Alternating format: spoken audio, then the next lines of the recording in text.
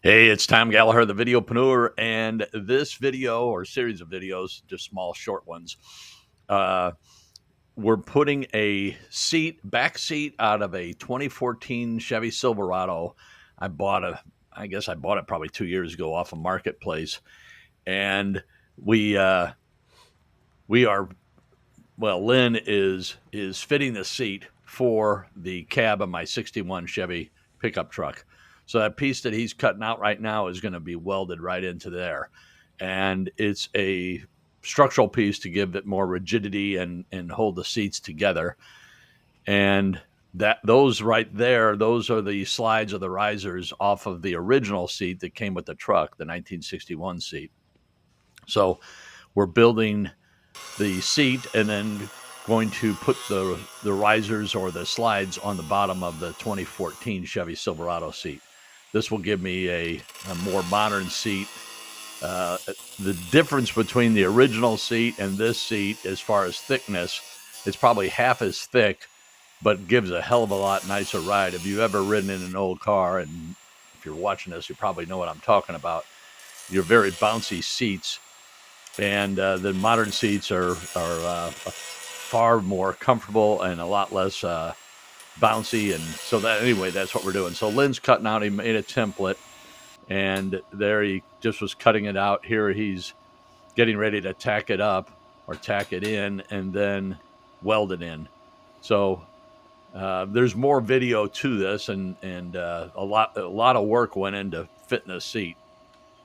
It's funny. I come up with these ideas and I say to Lynn, and he just like, yeah, let's do it.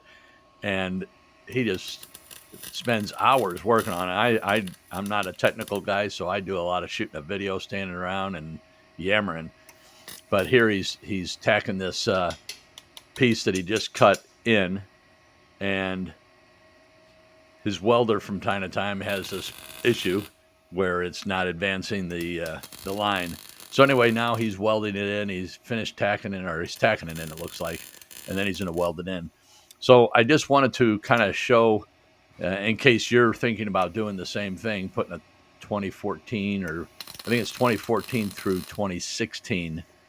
It may be 2012 through 2016 rear seat out of a Silverado.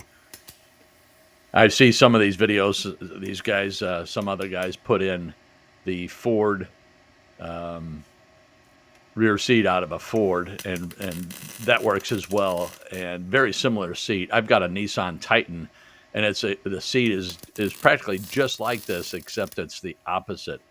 The small seat that you see right there, it's a 60-40 split, but the 40 part is on the driver's side, the 60 on the passenger side. And this is a Chevy, so the 40 is on the passenger, the 60 is on the driver's side. So if you have a preference, there you go.